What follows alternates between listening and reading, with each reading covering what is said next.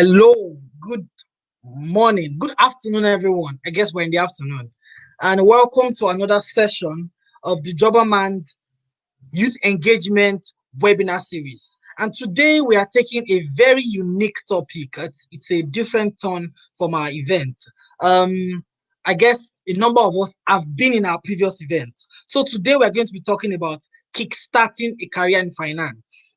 I'm sure so many of us are anticipating today's session because exactly yesterday someone called me and was asking me, oh, you just moved to Lagos, he's trying to kickstart a career in finance. He was asking, oh, what are the companies they can serve with? He's a copper, and I told him to join today's session. So I'm sure there are many people like him who are in this session today because they want to grow their careers in finance. And beyond finance, some of our previous sessions, you see us talking about kickstarting your career in different industries. So if you are that person that loves finance, or you love HR, or you love consulting, just follow our webinar series. I can tell you that very soon we'll talk about your industry and you will know how to get your foot in the door in whatever industry you want to. So let's run. I'll give you a bit about Jobberman because I know some of us may be joining for the first time, right? So I'll talk about Jobberman, and Jobberman is Nigeria's #1 online recruitment company. We are the biggest company connecting employers to job seekers, which means employers, we are the #1 place employers find quality talent. Then we are the #1 place job seekers find the right jobs. Every day we are always updating our platform with jobs, with over 60 million employers we've worked with over the last 10 years. And why are we doing this? About 10 years ago, we realized that there is a employability skills gap, which means that young people need more skills than they get from their conventional training, than they get from tertiary institutions, which means they are not work ready. So we have a mandate, and our mandate is to upskill 5 million young people. And how are we going to do that? Basically through soft skills, right? And place at least 3 million of them in dignified work, which means that in the next 5 years, we are going to create dignified employment for 3 million people. Please don't lose out. Just follow us. So that's what the youth engagement team is about. So let's go on to what today's event is all about.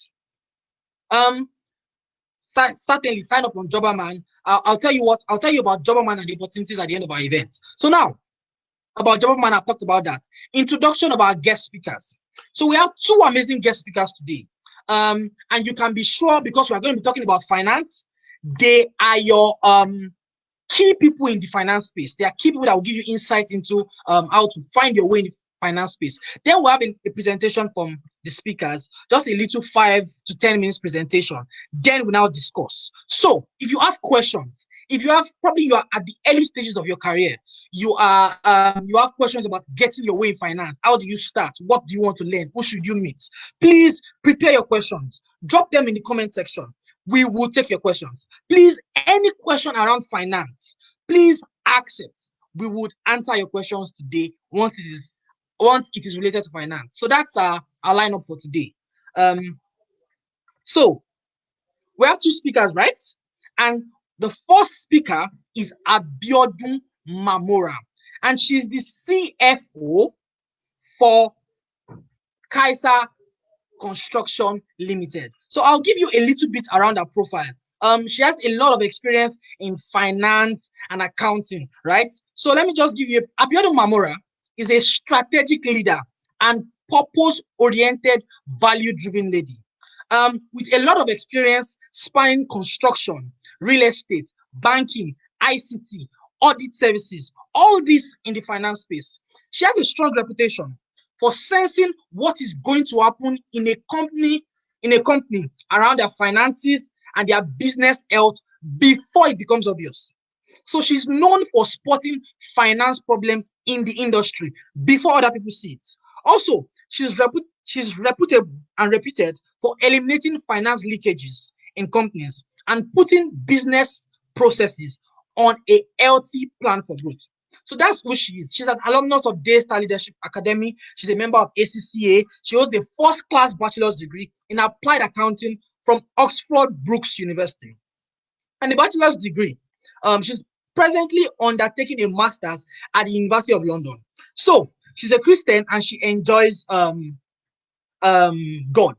In 2012, 3 years into her career, she was offered a leadership role as the head internal audit at Nigeria's largest ICT firm, which is Xerox. That's one of our major, biggest indigenous IT firms. So that's a little bit about who Abiodun is, right?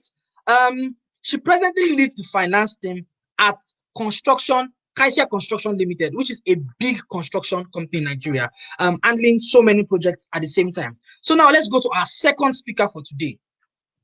So our second speaker for today is Abraham Duroshawo. Yeah, so who is Abraham? Abraham is an experienced investment banking professional. And I've had so many people tell me about their love and interest in investment banking. Please pay attention today. So he possesses years of financial advisory and capital raising experience across the power and oil industry, oil and gas, infrastructure, insurance, manufacturing, technology, agriculture, and basic financial services, including real estate.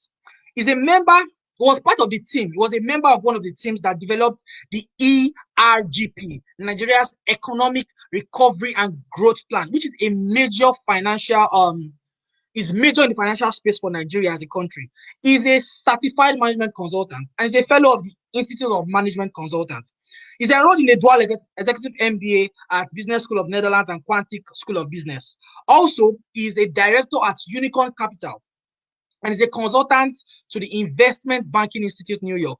He's also the convener of the Finance Professionals Network, which is one place you may want to join if you are looking at building a career in finance. Yes, so that's it about our speakers for today. That's the humble profile of our speakers. Now let's go to the meat of today's session. We're going to have a presentation, like I said, from Abiodun Mamora. So Abiodun Mamora will join us and give us a little bit of presentation into kickstarting your career in finance. Abiodun, super welcome. Thanks for honoring our invitation to come speak to young people trying to build their career in finance. And we're sure we will learn a lot from you. Many thanks. The floor is yours. Thank you for bringing me onto the show, and I think it's a pleasure to be here. I actually have passion for young people, and in the time past, I've had different platforms where I speak to them and I challenge them to be the best of themselves. So this is really another opportunity, and I thank you for bringing me up. So I think you all heard about who Abiodun Mamura is. She's a finance professional, and we're going to be looking at kickstarting a career in finance. So, like the popular saying goes, Rome was not built in a day. So, a finance profession cannot be built in a day. But let's go through what I've titled Triple E's to help you see the rudiments and those things that would help you to kickstart and even sustain your career in finance.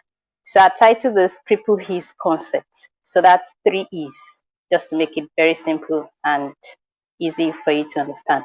The first E is ethics, the second E is efficiency, and then the third E is engagement.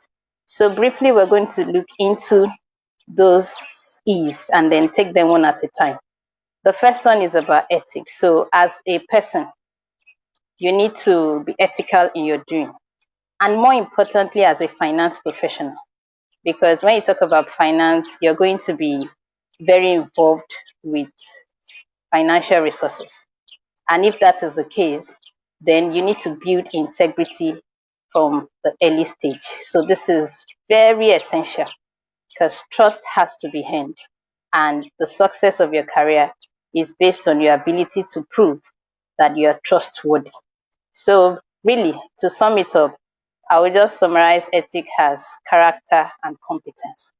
Character in the sense of who you are, your ability to arrive early, so nobody is like chasing up on you to to be at a particular event or at a particular appointment at the right time. So you also need to respect everyone. You need to embrace honesty. Like I said, those things are very important, and they set the tone for your growth in the profession. Don't take what does not belong to you. That's very fundamental in building a career. If you have any deficiency in that, you have to deal with it because you're going to be confronted with a lot of opportunities. So you must settle that in your mind that you're going to work with integrity at all times. And then avoid office gossips because finance professionals would always come across confidential information. The heart of the organization would most likely be in your custody. So at that, you need to respect confidentiality of information and ensure that you don't involve in any gossip because by in the course of talking to other colleague or other friends, you might spill some very important information. So as much as possible, you need to understand that is basic. Keep things to yourself as confidential information most importantly. And then approach your work with a sense of responsibility. Very early in my career, I started my career in 2010, just freshly out of school. I completed my NYC in February and then I started my work in May. As innocent as I was very diligent because that's one thing employers will look out for when you are starting. They know you don't have so much skills. They know you haven't acquired experience, but they want to see that diligence. That's the first thing that will mark you out as someone that can grow or someone that they need to watch carefully. So approach your work with that sense of responsibility and get the job done, no matter how little it is. So most of the time when you're starting your career, you're not given big tasks. They're just small things. Okay, file this, print this, bring this, keep this petty cash. Maybe it's just 50,000 naira.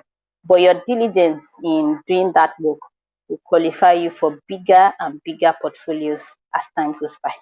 So let's move on to efficiency.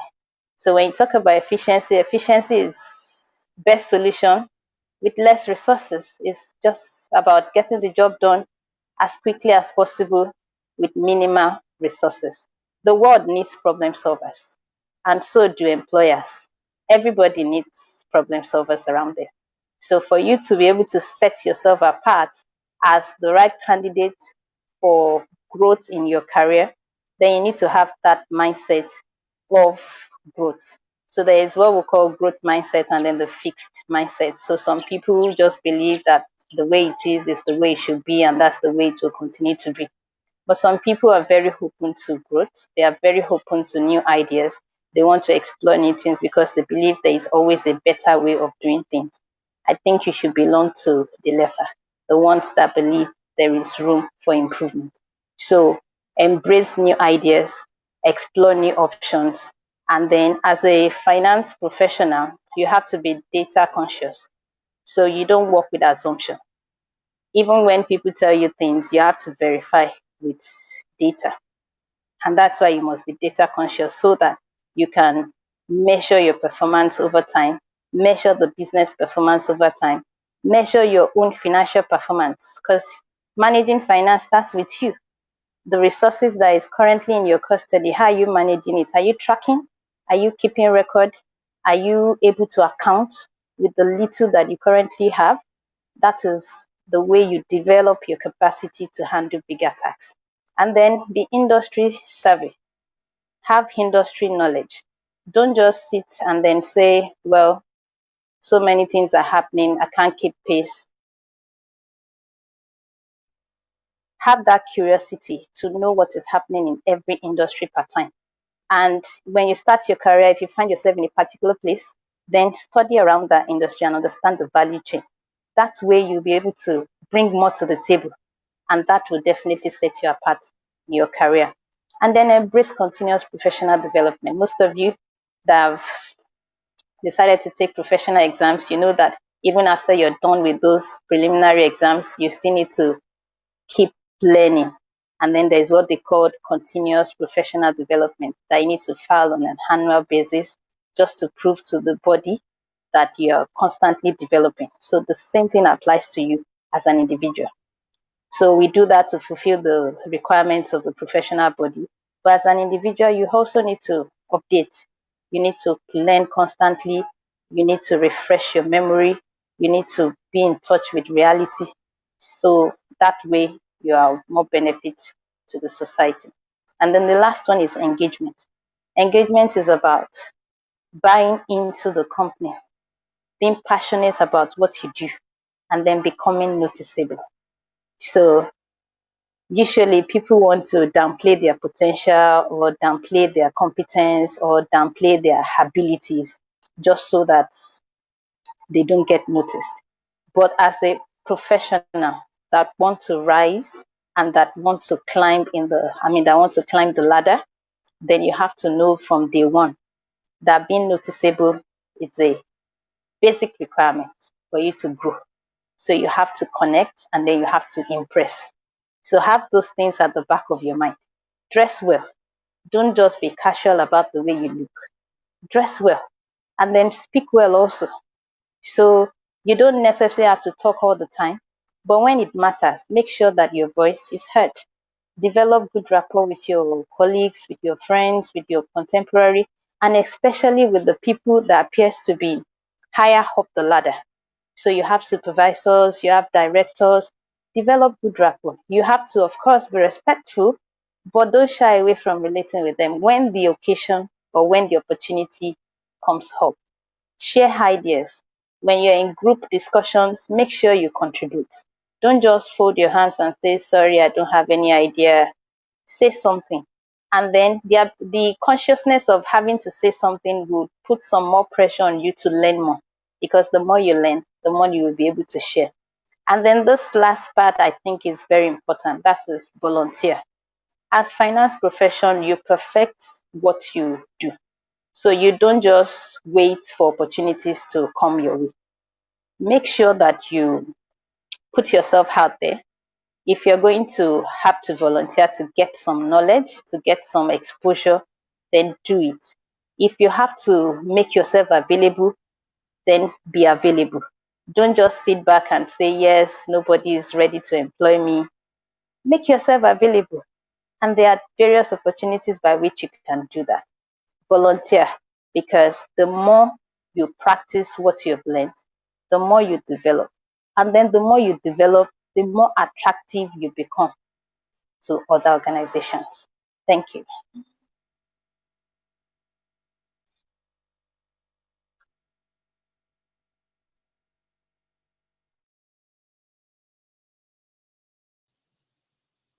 Okay, so great. Thanks a lot. That was a very amazing session. I took note of a number of things you said, talking about ethics, confidentiality, hard work. You talked about the exams they should write. You talked about how they should contribute. Amazing session. So see what we're going to do. We're going to take a little introduction, a little presentation from the next speaker. Then we have a Q&A session. I'm very sure people already have questions around some of the things you've talked about. So we'll take a little presentation from the second speaker, then we now engage. I guess that works, right? That's fine. Okay, Thank then. So you. our next speaker is Abraham Duroshawo. So I guess he's going to be joining us in a few minutes. So his background is in investment banking, finance, capital raising for companies and things around that. So if you have questions, I know there are some people who have interest in investment banking. There are so many stories around investment banking. So he's probably going to be talking to us around that. He also has investment working on Nigeria's economic recovery and growth plan. So you may just get insight on how to engage even more in the area of finance. So I guess some people already have questions. Questions around Abiodun's session. So if you have questions around the things Abiodun talked about, please drop your questions in the comment section, right? So we can just start noting them so that we can address them. Triple E's help me send them again. Okay. So I guess one of our people will drop that in the comment section. I can see a few questions. Trying to look at a few questions people have asked so that we can address them. But if you have any experience, basically, maybe you're in NYC, you worked in a finance related role, or you are trying to decide, should I go into finance or not? What should be the indices for your decision? I guess that's one of the things we'll be talking about in the next section. So I'm sure our second speaker should be joining us in the next 1 or 2 minutes. Yeah. So Kickstarting, like I was saying yesterday, also we should try to, we're probably going to be answering questions on what are the softwares we should be looking at as young people trying to build ourselves in the finance space. Basically, beyond you studied economics, you studied finance or banking, you studied accounting, or what background can get me into finance? Do I have to study some particular courses, right? So we'll probably also get into a little bit of that. I guess our second speaker should be joining us in a few seconds. Yeah. Okay, so please drop your questions in the comment section. Okay, we can take questions. We can take questions from Abiodun. So we can bring Abiodun back. Then we'll take questions. Then when our second speaker is here, we'll take it up from there. Okay, ethics. Okay, let's bring Abiodun back so that Abraham is here. Good. Yes. So we can see you now. I hope I can't hear you. We can't hear you. I cannot hear you. There's probably a sound problem.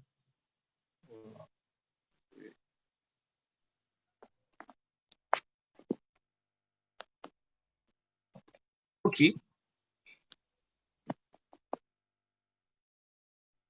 Can you hear me yet? Yeah, we can hear you now. We can hear you now. We can hear you now. So I think we can you take it hear me from now? there. Yes, we can hear you now. Excellent. So Thank you.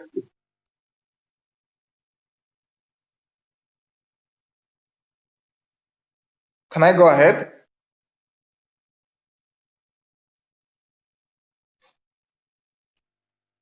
Thank you for the opportunity to be here. Yeah.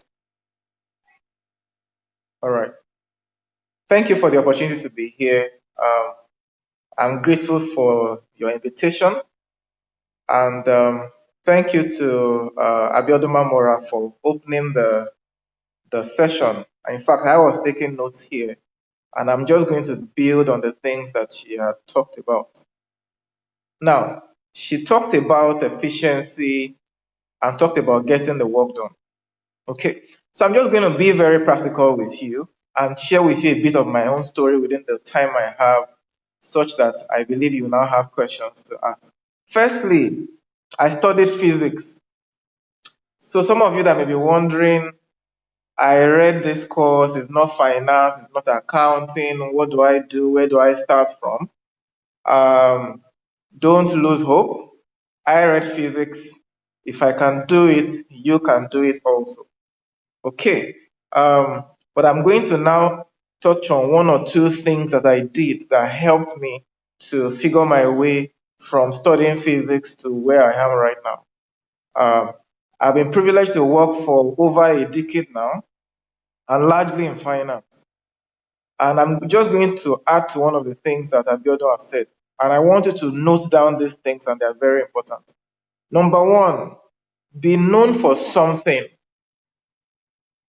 Be known for something. So, what are you known for? And I'm going to use that as an example in the finance industry. There are so many areas of finance that are there. You may want to build a career in sales and trading. Probably you like the trading of financial instruments and all of that. That's fine. You may want to build a career in investment banking, which is what I do. We raise capital and provide financial advisory, mergers and acquisition, and divestments to company. You may be interested in asset management, helping people to manage their investment portfolio. That may be something that you love. Oh, should you buy these shares? Should you put this money in these mutual funds? That may be your thing. You may love research. You may want to work with the Nigerian Bureau of Statistics. Maybe you have a first degree in economics. You may want to work with the World Bank. So the question which I'm going to ask you, and I also want you to note down, is the next thing you should write down is, who are you? Because you have the next 70, the next 80, the next 90 years of your life ahead of you. What are you going to do with it?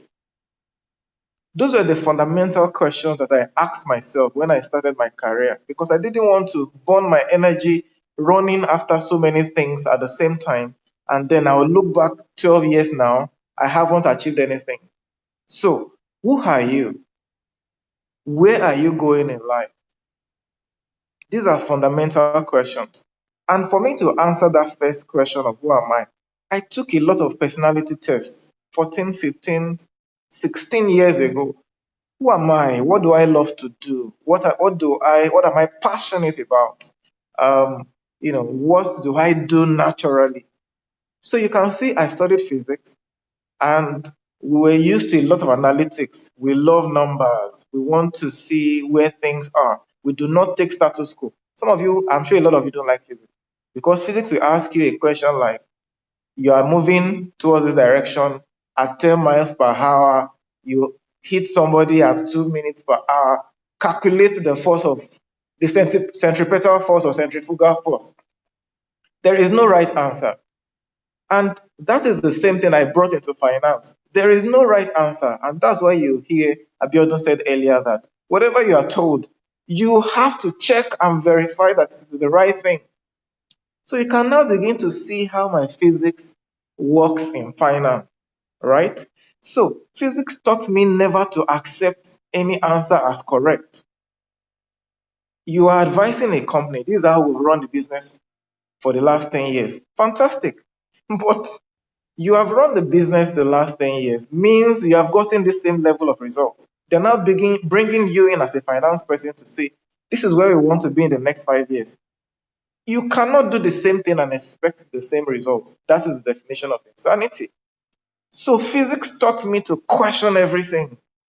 So what did you study in your school that you may want to look at that can become helpful and translate into bringing value in finance? So I have just established the fact that I read physics. It doesn't matter whatever you study, engineering, mathematics, whatever it is, you can excel. Okay. Now, the next thing I did was to intern in an organization where they were doing finance. I remember in the year 2008, 2009, 2010, the first place I worked was in a private equity environment where I see how they analyze companies. I see how they consider investments. I see all the questions they ask. I see the risk analysis they do. I see the research reports they read. That began to open my mind to how does the art of investing works. So you may have to intern in an organization where they do finance. So I got a lot of job offers there, 2008, 2009, 2010. I never took any job that didn't take me in the direction I wanted to go. Which goes back to my first question. Who are you? Where are you going? So because if you don't define where you are going, everywhere will look like it. So please be adding up all the things I'm saying. So like I said, the second thing I did was to intern in an environment where finance was their operations, was their business of the day. Okay. So mixing with people who had 15 years, 20 years, 25 years, a number of them were from Harvard, from Stanford, they've worked in global organizations. It was a very good opportunity for me to learn. And guess what? I wasn't paid for over 9 months working there because I offered myself to say, I want to build a career in this line. Give me an opportunity. The opportunity that came was to work for free. I grabbed it. And that began to open doors for me as I proceeded over my career life. Then, so please take it down, internships. So let me give you an exercise today that I'll ask a lot of people to do.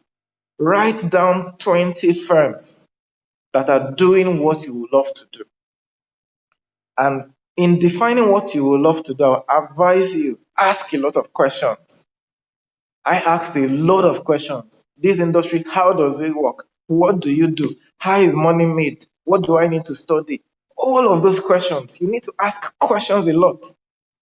So, and that's why I advise you, interact with people in the industry. A lot of them will be willing and able to help. And I'm grateful for Jobberman for bringing this opportunity because this gives you a good avenue for you to be able to ask questions. And also, there are networks all over, on social media and on the internet, and even in Nigeria here that you can be part of, that gives you an opportunity to meet industry practitioners and you're able to ask questions. Okay, so the next thing, which I think Piotr also mentioned, is professional exams. So after I'd interned in the private equity environment, I moved on to work with on a project in Lagos here, sponsored by one of the investment banking firms. I was there for about 3.5 years. Okay, for some of you who know, it's the Lekki Toll Road project. It's a public-private partnership transaction, uh, which we did 2010, 2011, 2013, thereabouts, when I was on that project. I was there the night the toll gate was opened for the first time. Right. So that also gave me an opportunity to see project finance. How does it work? And I was privileged to work with people from all over the world. Let me advise you, any organization you are moving to, do your research to find out who are the people there, what is their level of competence, what can you learn from them, because there's nothing like working with people who know. And I think that really helped me because I worked with people who had worked on infrastructure projects that was 10 times bigger than what we had and had worked from all over the world. So that is also critical. The next thing I'll tell you, which is connected to that, is to network a lot. Do you attend a church? Are you in a do you attend your mosque? Are you in a club? Network a lot because you get to meet people. You get to find out about what they do for a living. You get to have an opportunity to ask questions. And then why is networking very important? Most of the um, openings, the vacancies in finance, they are rarely advertised. I've had like 3 or 4 different investment banking firms send job openings to me today alone. You will never see it in newspapers. You may never see it online. And I will look within my network and identify people who qualify for those jobs and reference them to this organization. And I will say again, that is why I believe you will have subscribed to Jobberman, because Jobberman do an excellent job of sending some of these openings that you may never be aware of to your emails. I've been on Jobberman mailing list for, if I remember, for well close to the last 10 years. And I still get their emails. So you need to make sure that you're on some of these platforms so that you're aware. The finance industry rides on information. And that is why network is very important. So in my church, I'm in a department, they know me very well, I am active, and they know what I do for a living. In fact, one of the companies I worked, the CEO was a student of the class that I was teaching. So don't underestimate whatever club or association you find yourself. Your parents, your uncles, let them introduce you to somebody because most of the opportunities are not advertised. The next thing I will talk about is your LinkedIn profile, your CV. It is very, very important. And again, Jobberman has those services that you should consider patronizing. Make sure you have a very good online presence. Why? Because everybody you're looking for today, they're on LinkedIn, over 500 million professionals. Take a good picture of yourself, put some of your interest on there, let people know that you exist, and once in a while post something that talks about what you have passion for. Okay, so I think that is also critical. And then the other good thing about LinkedIn is when you are connected to a lot of people, you also see what they post. So whenever I post any job on my LinkedIn status, of course, you are going to see it and then you will likely apply. So I've talked about internship. It may be free, but yes, you may have to use that as a leg in because the finance industry is very competitive. And then let me talk on professional exam. I wrote the level 1 of my CFA in the year 2011. Okay, because remember I studied physics. I moved to a firm where they were doing private equity, from there into a project finance company. So well, I was covered a bit on the experience side, but I needed to understand the theories. Remember I read physics. I didn't understand accounting, debit, credit. I have no clue. But writing CFA gave me good insight. I learned financial reporting, I learned corporate finance, I learned equity analysis, I learned fixed income, I learned derivative, I learned portfolio management. It exposed my mind. And my experience in physics came in handy because I love numbers. most of finance is a lot of numbers, so it was a good match for me.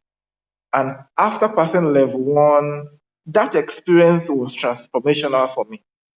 Okay, so professional exam, CFA was what helped me, because again, I didn't want to run after too many exams.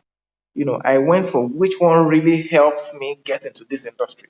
And I discovered CFA was globally respected, and that's what I went for. But the knowledge that I took away, I didn't read just to pass, but to understand finance, coming from a physics background. So professional exams are also very important. You should take a very good consideration of it. So just to summarize some of the things I've said, I talked about knowing who you are. There is a craze around investment banking. I want to do investment banking. People buzz me every day. And I asked them, what do you want to do for the next 80 years of your life? You will have to work around the clock if you would like corporate finance. You will sleep less. You will travel at the instance of time. You are on different transactions at every point in time. You're expected to deliver on your feet. Yes, you will read about industry in and out even more than the people driving it. Because every advice you give, they are going to be staking a lot of money on it. So you cannot afford to mislead on a transaction. Are you that kind of person who like to read? Are you that kind of person who love numbers? Can you withstand stress of work? Those are the fundamental things about knowing who you are that you need to settle.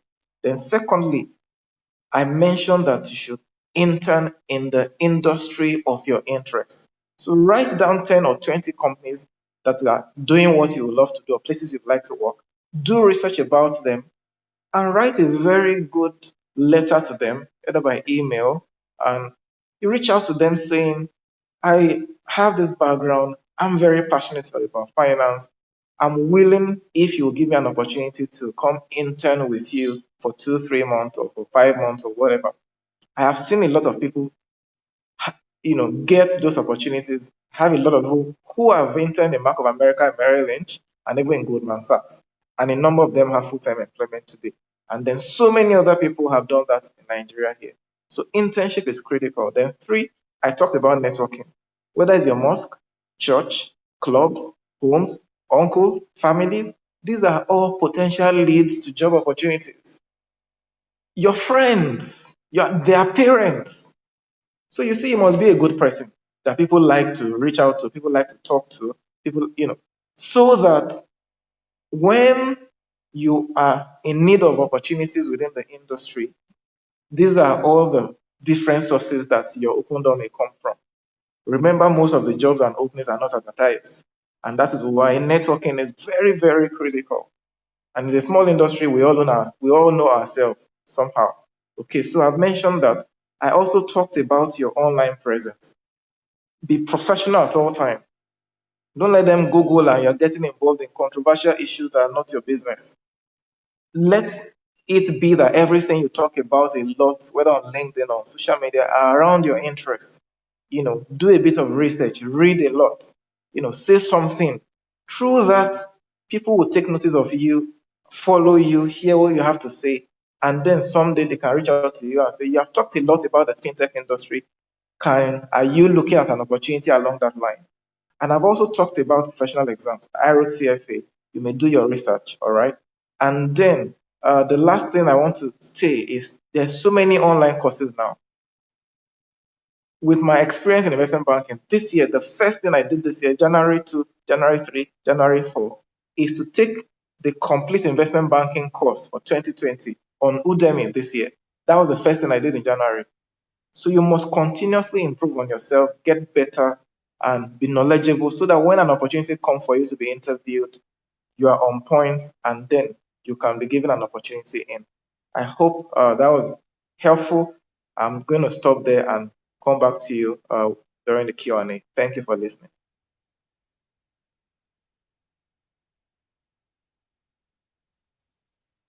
Okay, great. That was an amazing session. I'm sure a number of people have taken things down. So we're going to be asking questions around what the two speakers have said.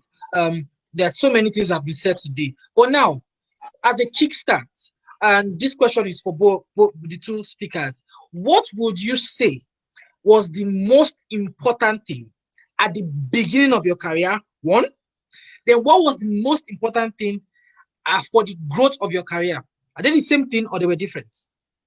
So at the beginning of your career, what would you say was the most important thing then for growth? Because I think both speakers have over 10 years in this space. So what was important getting you a foot in the door? Then what was important to make progress?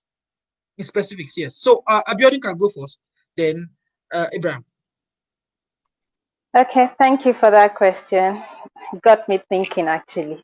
So for the first one, what got me really started was that sense of responsibility. Just being willing to work because you don't have so much experience. So they are not going to evaluate you on that, on what you know or what you don't know. So it's that willingness to work, willingness to deliver, willingness to get the job done, irrespective of how difficult it may look. So if it costs you going back to your supervisor like 10 times, you keep going back and then you keep fine tuning and then you keep going back, it gets better and it gets better. So it's that willingness, and then people will naturally take notes and then give you opportunity to grow. I recall that just 3 years into my career, I was already offered opportunity to lead a whole department because they saw that this person is diligent and then is able to work. So I think that's very important for me. That was what really get me started. So what got me going? I think to respond to that in all honesty, it's going to be that part where I say engagement, the first aspect of it, which is connect. So we've talked about networking, we've talked about maintaining contact, we've talked about creating an impression. So what got me going is ability to connect 360 degree. So let me explain that. 360 degree, connect with the people on top of you, connect with the people at your level, and then connect with the people below you. The people on top of you are going to open you up to bigger opportunities, bigger responsibilities. The people at your level are going to, collaborate to help you work better and then deliver good results. The people underneath you are going to share you. You understand? So you need to maintain that 360-degree connection, and that has helped me. So I connected in all the three directions, and the doors of opportunities just kept opening. Thank you. Okay, thanks a lot. Abraham, thanks a lot. Very insightful. We can't hear you.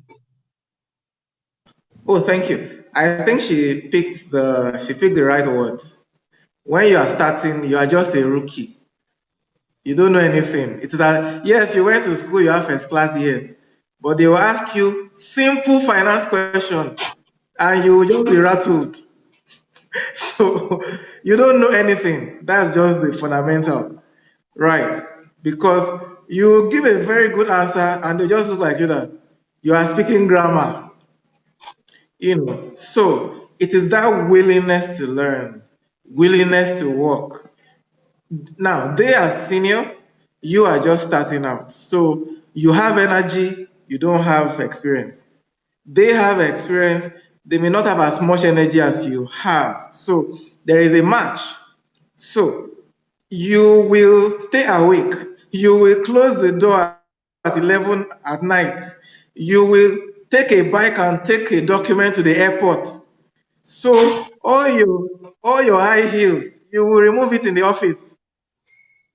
Okay, so that is finance because it is naturally a very small team, and so there is no space. There's no naturally you get to do everything. You do photocopy, you learn how to bind, you do typist work, you do delivery man.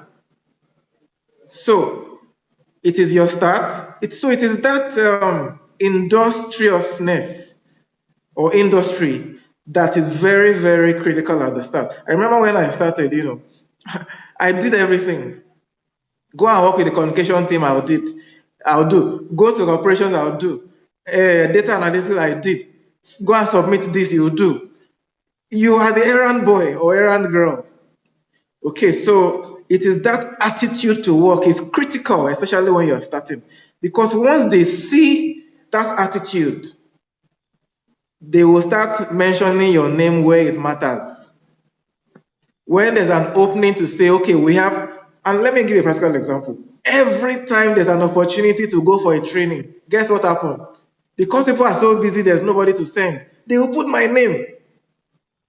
And that starts helping to build my CV, helping me to learn faster, helping me to meet people at trainings, and it really accelerated my knowledge. So, beginning, you have a very good work attitude, work ethic, the first he that Abiodun mentioned. And two, going back to the other question of what is keeping me going, honestly, at this level is largely relationships. Who do you know? Who knows you? Who knows you for good? Till date, I still keep my relationship as far back as 12 years ago.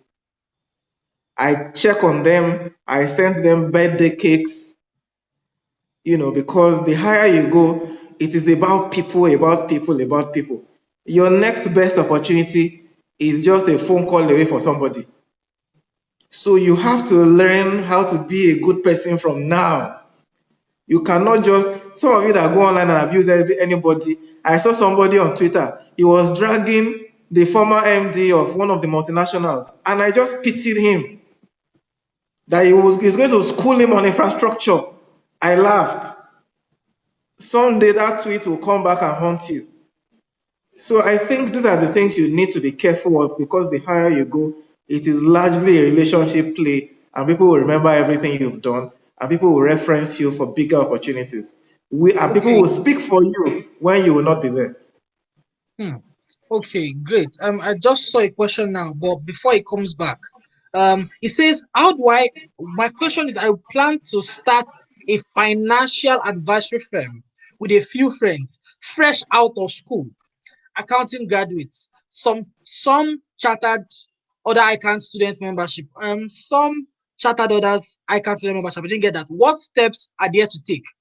Are there legal or professional obligations we should? That's one. The second question I wanted to add, is there a personality for finance? Which means that, is it everybody that can work in finance? Or there is a kind of personality for finance, so that people start understanding? Because so that you understand, oh, this is the kind of person I am. What are the realities in finance? And how do I fit, or do I need to work on myself? So first, this person starting a career in that wants to start a financial advisory firm, then also, is there a personality for finance? So those two questions, I think, who wants to go first? Anybody? Let's say Abraham goes first now, then Abiodun comes next. Yeah. Okay, thank you for that. I'm sure Abiodun will do justice to that question, but let me just say here that you are fresh out of school and you want to set up a financial advisory firm. The first thing is you need to advise yourself first. Because it's not even about legal or implication now. It's about the fact that naturally at financial advisory capital raising, normally we are dealing with the owners of the firm or the executive management. So you sit before a CEO who has run his business for the last 30 years, built it with his flesh out, his blood and sweat. What advice are you going to give to him? Okay, so I think the number one is even about building a reputation of looking like you don't know what you are doing, because you don't have experience, you haven't done it before, you don't know what it takes, and you want to sit in front of somebody to give him a financial advice, and he's going to be putting $10 million or $100 million or even 1 million naira against your advice.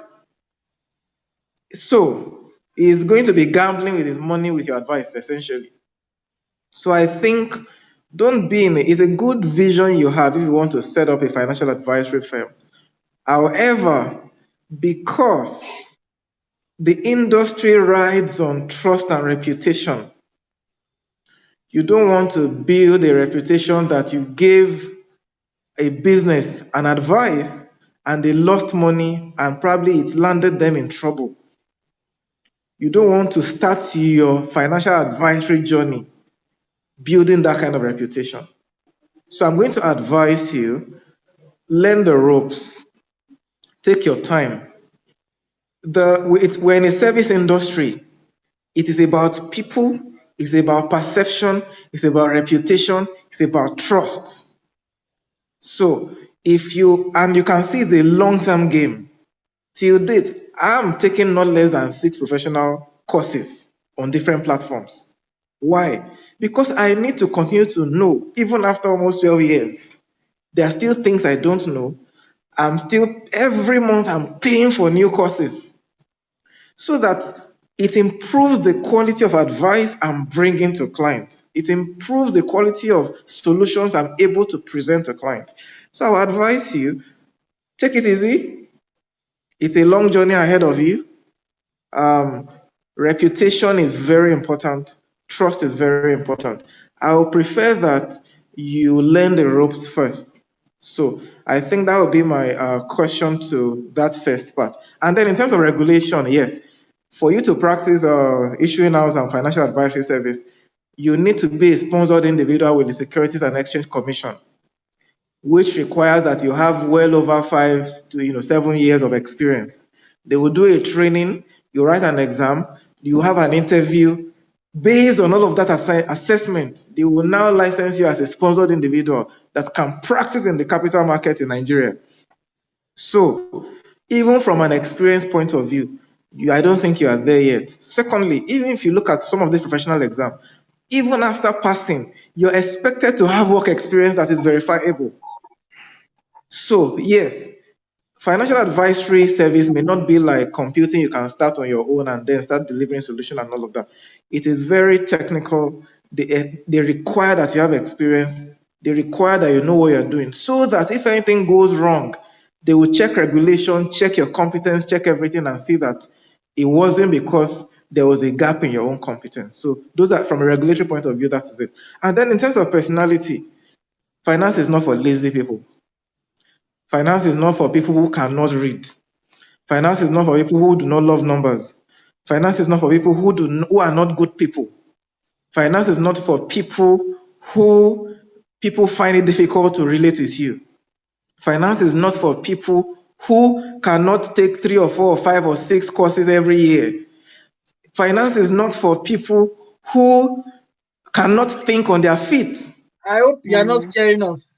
Because it's important to let people see that because you see all the glitz and glamour. We are wearing suits, you see a nice car.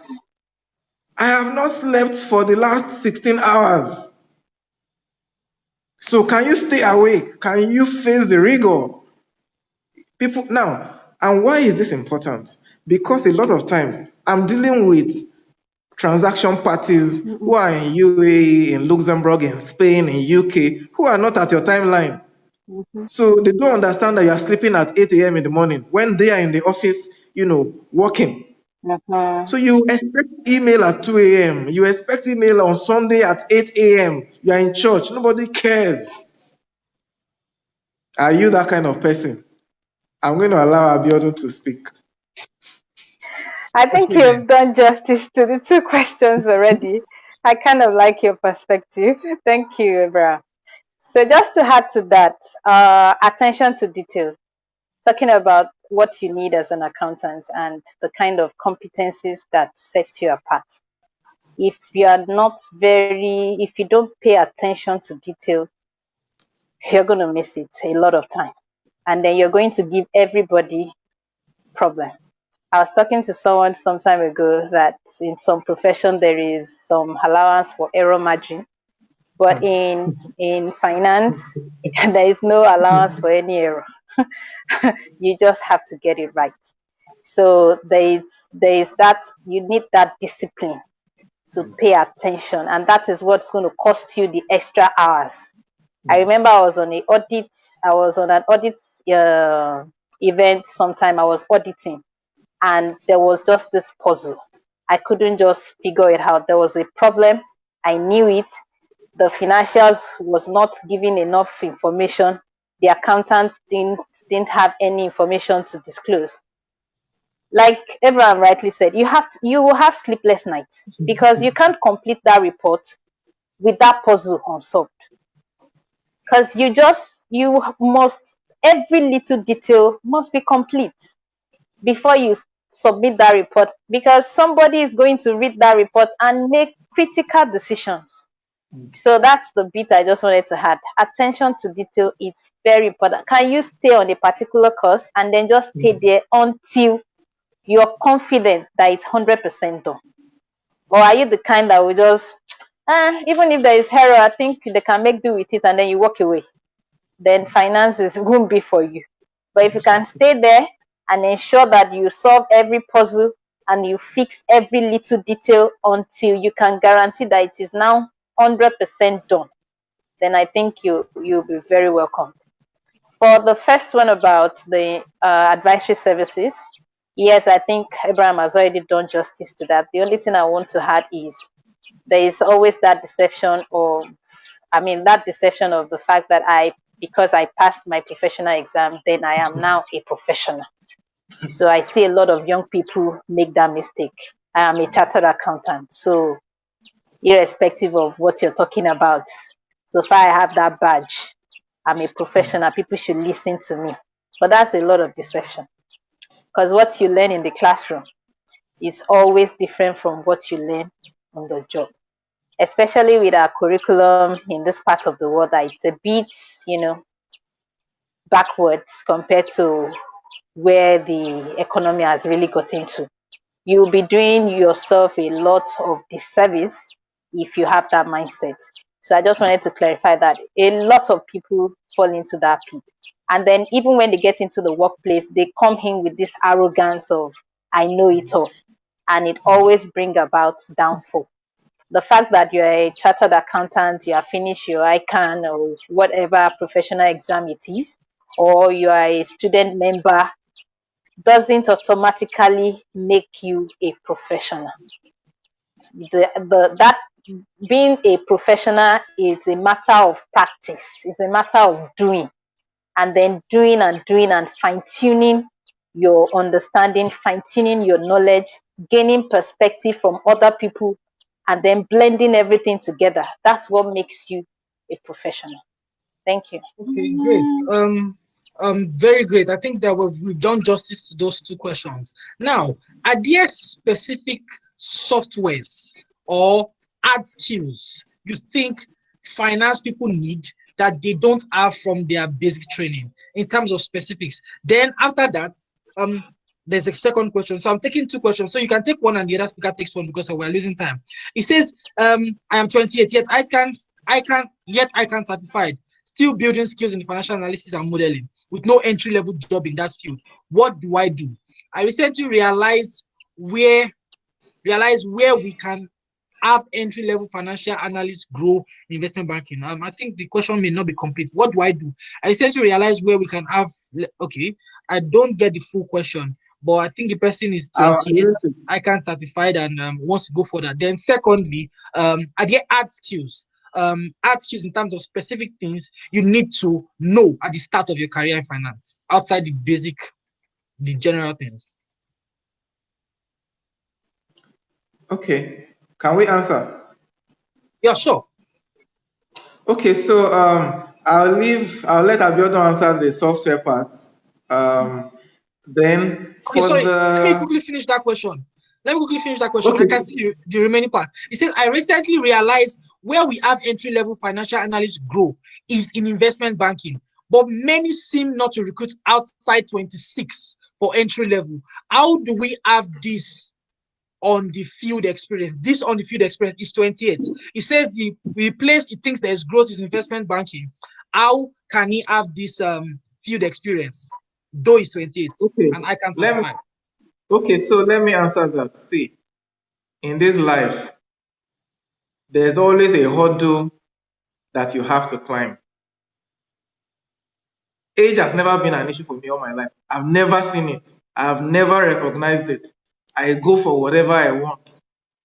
Even if they say there's no opening, I will put my head in. So I acknowledge that, yes, some of those things exist, right? Age and all of that. But see, it shouldn't stop you from taking a shot. There's something I say to people every day. You miss 100% of the shots you do not take. So whether you are 26, whether you are 30, you miss 100% of the shots you do not take. That is number one. Then number two, let me give you ideas about how to be very smart. There are critical skills that we require in investment banking. Practically, financial modeling, PowerPoint, your hand must be very strong in Excel. If you are very, very good in financial modeling, there's a very high chance that nobody will even think about your age. So you can be very smart by going after what are the skill sets that this industry require. So being very practical with you now. Yeah. So I think that is what I think you need to do. Remember, I had said in my presentation that do your homework. This industry that you have interest in, this line of career, what are the critical skills that if anybody spots that you have those things, it can open door for you. Okay, so, and I've seen it happen a lot of time, right, to a lot of people who have very strong financial modeling skills, particularly for investment banking, and there was an opening. They will give you a laptop, give you the case study, give you Excel sheet, start modeling. If you can prove yourself, they will give you the job. So I want you to look beyond the theories. Yes, you have ICANN and all of that, yes, but you need to go after the hard skills. And then number two, network a lot. Remember I said that most of the jobs are not advertised. Network a lot. You will see an uncle or a brother or something or friend or somebody who will give you a chance. And number three, cast your net wide. I must acknowledge that there are some institutions that will be very rigid about age and your class of degree. Yes, but it's not everywhere. If the big fours or big eights are not opening the door, go to the boutiques. They are more flexible. They will give you a chance. And then maybe in future, if you still really want to enter the big four, there may be an opening for you, maybe at a senior level. And again, the boutique give you an opportunity to really get your hands dirty and work on so many transactions that give you a very good opportunity to build solid skill set within a short time frame. So that would be my advice. In terms of software for investment banking, is largely Excel, financial modeling particularly, and then PowerPoint. You must be very, very good at at it. Because number one, on one leg, we are doing a lot of analysis. That's where Excel come. And then it's not enough to do Excel. Your presentation is also very important. That's where PowerPoint comes in. Okay then. Abiodun, I know we're losing time. You want to add Yeah. some things? Yeah. Yeah, I want to take the second one about some accounting software. So I realized in recent times that all the names that we used to hear when we were in school, most of them have, you don't get to hear them anymore. So you were familiar with Sage, Peachtree, Tally, all those ones. But now there are loads of softwares all over the place. With the advent of internet and all of that, softwares are now massive. They are now all over the place. In fact, I get to discover new ones like every day. So don't be too fixed about, and organizations too are becoming very flexible. Companies that used to subscribe to a particular software are now becoming very flexible.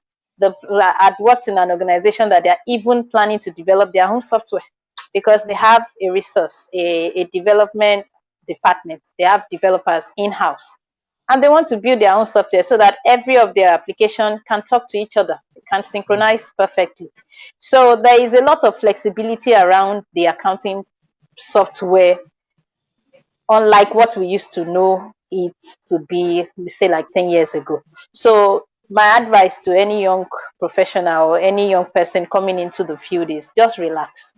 They are even uh, easier to learn now than it used to be before. Don't don't don't make yourself disadvantaged because you don't know a particular software. Whichever organization you get to, have the open mind, learn it, and then run with it. If they ask you, do you know the software? Tell them, I don't know it, but I am a fast learner. I can assure you that within a week, I will learn it and I'll be I'll be perfect on it. So have a open mind, because if you fix your mind on a particular one, most organizations won't have the same packages. So just be open and then be ready to learn. And if you're asked, tell them you're willing to learn and you're a fast learner. Thank you. Okay, great. I can see so many people in the comment sections are asking for your LinkedIn account for the both speakers, because they're probably learning a lot and probably want to ask more questions. I hope you can reach out to them on LinkedIn. Just look for their names. They are both quite popular on LinkedIn. Abiodun Mamora, Abraham Durochawo. We have one question here. As a lady, how do you network effectively, especially with the male? If in the past they ended up making advance at you. So I'll ask Abiodun this question, because you are in the finance space and you are very senior in the finance space as a lady. So as a lady, how do you network effectively if in the past they ended up making advances to you? That's the question, a key question here. Okay, thank you for that question. And I want to say that I've not had any such advances, and I I'm not denying also that they are such. But what I want you to understand is your courage is very important, and then the respect that is around you is also very important. If you have this professional outlook, people are going to take you for that. But if you have this casual outlook and then maybe this party outlook, that's what they're going to take you for. So very early in my career, I don't, people used to say, even before I went to the bank, I'm always, like you see a banker, they're always on point, dressing wise. I dress, and that's it. It will be very hard for you to see me in native, even though I've worked in organizations where natives are allowed. I mean, on Friday you dress down. I hardly dress down, because I have a picture that I want to portray, and I want people to see me as a professional and only as a professional. When I get into my house, I can do the dress down, but in the workplace, I just want them to see me as just one person, and that person should be a professional, not a social person, not a traditional person, just a professional. And as you have it, finance has a professional look as it is. So if you are a male, you're supposed to be well dressed in your tie. If you have your suit, perfect. You have to be tucked in at all times. You can't float your shirt and expect someone to take you serious. And as a lady, you also have your dress ethic. So just comply with that, and I think it's going to help a lot. But if you've had previous experiences, that shouldn't deter you. And in this age of technology, I think networking has taken another look entirely. I agree that you need to connect, but most of my connection, I could say that 90% of my connections are all virtual. Like we're having connection here now in this forum, but we're not seeing each other as such. I'm not beside anybody. I'm just on my own in my house, but I'm having powerful connection with all of you out there. So in this time and age, I think we need to leverage more on technology. I make lots of connection on LinkedIn. In fact, I've gotten several job referral. I didn't need to meet anybody physically. In fact, there was even one that I didn't even honor a telephone conversation. Every of our interaction was all written. Type the message, do WhatsApp, do LinkedIn, leave your message there. We didn't even have a phone call for an extended period of time. So as much as possible, as a lady, you have to be very cautious, you have to be careful, and you have to choose the people you relate with. And one of the things I do, the moment I connect with you and then I see the tone of your voice and then the kind of questions you ask, I block you, so you don't have access to me again. So that's another tip that you need to have very handy. I block you, and then that's the end. And if you want to embarrass me too much, I report you. So let's be very open-minded. Let's be flexible. There are innocent people out there. There are also dubious people. But the moment you sense that this person is not going straight, just eliminate the person and then focus on the ones that will enhance your growth. Thank you. Okay, great. So one final question. I think we've asked this question before. Are there any skills and undergraduates who wants to kickstart? I think we've asked that question earlier. So that we don't go back because we have lost time. Okay, one more. Let's take this final one. Can you please shed more light on career progression in multinational financial management? So this will be our last question from the audience. Then I'll ask just one final question, then we go. Can you please shed more light on career progression in multinational financial management? Anybody wants to go for it? Okay, so I think Abiodun is the best. She's in the best position to answer financial management question. Okay, multinational financial management. Yeah, Abiodun would go for it. Okay, so I guess this is within the context of an organization that is a multinational. So if that is the case, the things that are going to stand you out will be your technology adoption. Because for most multinational companies, like I mentioned before, that Nigeria is a bit backwards in terms of technology adoption. So for most multinational companies, they are way, way, way ahead. And because they are multinational, the processes that are being practiced in other countries are automatically imported into Nigeria. So you have to brace up and then be willing to embrace those opportunities as they show up. And then for financial management as it is, there are now, I mentioned before, there are tools, there are softwares, there are applications, and then there is now what we call enterprise resource planning that ERP, enables yeah. you to connect, yes, ERP that enables you to connect different applications to each other using API and all of that. So be flexible. Finance is actually at the hub of every organization. And we are traditionally anti-technology. I don't know why. So I'm using this opportunity to encourage every young person, embrace technology. I have contributed to the development of several software in my organization, in the presently where I work, and even in my previous organization. We had developed procurement software, developed bidding software, developed different software, and then just connect them to each other so that your information can flow seamlessly, and then you can do your report seamlessly. So be open-minded. Most of the multinationals have sophisticated technology, but they are not complex as such. It's just for you to open up, learn, and then be flexible. And as you interact with those softwares, you can also improve on them. You can develop ideas that will help the process work more seamlessly. So those are the Okay. opportunities that I believe you can embrace. Okay, great. So that will be it for today. One final question. What's your final word for young people? Someone that is either serving or just finished serving or about to serve and wants to go into finance, like they know it is finance. What's your one final advice to them? Anybody can go first. Abraham go first, then okay, Babiodo go first, then Abraham goes next. Yeah. Okay, so for me, my final advice would be maintain focus. Some people might tell you you're not good enough, you don't know anything, you can't do it. Don't be deterred. Maintain focus. We all have been there, and it seems as if we're never going to climb, but we believed in ourselves, and then we're where we are today. So believe in yourself, maintain that focus, irrespective of what anybody tells you. And then just to cap it up, set your career goals.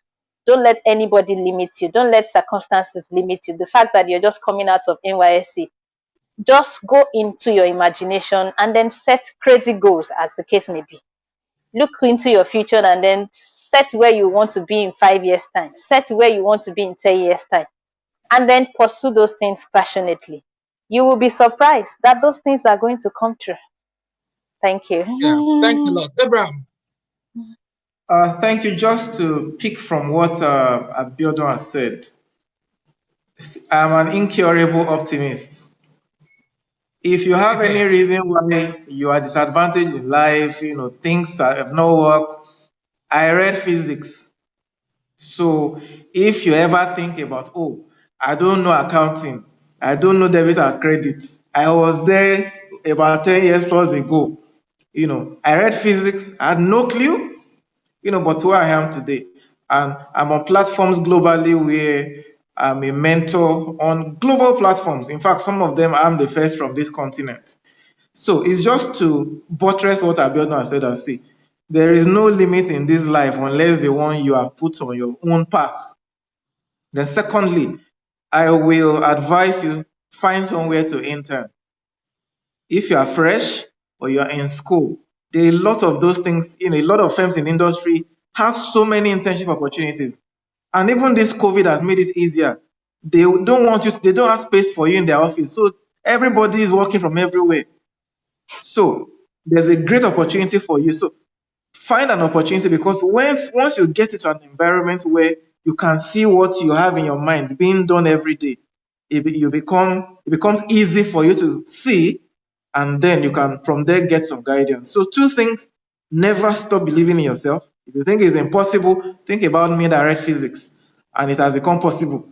And then two, hook yourself into an environment where you can begin to learn practically different areas of finance. Thank you Thanks a for lot. this I'm opportunity. super grateful. This has been a very informative and insightful session, and I'm sure many people in finance will come back to watch this again and again. So I'm grateful for to both speakers for honoring our invitation.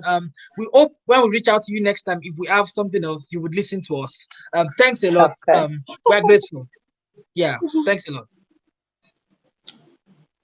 Okay, so I'll just talk about the opportunities on the Jobberman platform, right? So we've had an amazing session today. On Friday, we're having another session, and the session on Friday is particularly for women. And our topic on Friday is going to be the 2020 career woman. So are you a lady watching this? Don't miss that session. We're going to be talking about the 2020 career woman, and we're having two amazing speakers.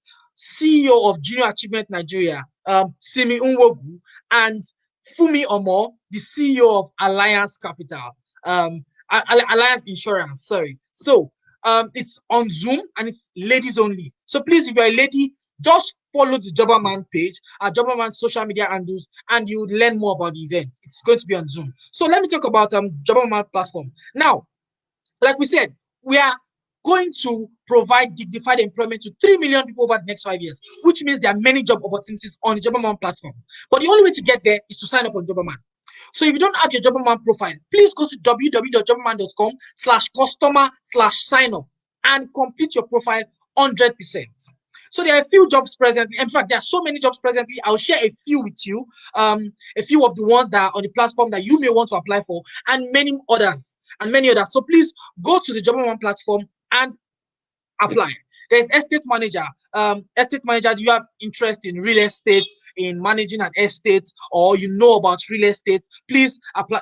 Go to Jobberman platform and apply. We also have an organization looking for purpose-based hiring, intern architect, intern sales officer, fashion clothing, chief engagement officer, fashion clothing inspector, logistics, market sales. There are so many opportunities. So just make sure you go to the Jobberman website, sign up, and start applying.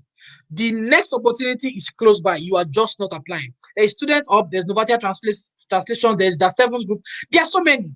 Please just go there, complete your profile, and apply for the jobs you qualify for. Then we are having a major career fair, the virtual career fair. It's going to be Nigeria's biggest virtual career fair. Yes, it's our first. It's our first major virtual career fair, and it is happening on the 30th of September. You don't want to miss it. It is happening later in September, most likely 30th of September. You don't want to miss it. But the only way to qualify is to be part of the Jobberman soft skills curriculum. So we are training young people. We say we are training 5 million over the next 5 years. So we're going to train over 5 million people in soft skills. So please go to www.jobberman.com/soft skills. So you can apply, join the program, finish it as soon as possible so that you can be part of the career fair. I can tell you there will be so many employers coming to employ good talent at that career fair. So if you think you have what it takes, you are qualified, please don't miss out on this opportunity. Tell your friend to tell your friends to tell your friends. Jobberman's virtual career fair. Yeah, that's it. So you can connect us on social media, on Facebook, on LinkedIn, on Twitter, on Instagram, or our email, which is connect@jobberman.com. And we have a website, www.jobberman.com/youth engagement. So if you want to reach out to us, send us an email, connect@jobberman.com, or reach out to us on social media, and we would answer your questions. Just watch this space, and we'll keep giving you insights on how you can make progress in your career and your life as a young person. Thank you. Yeah.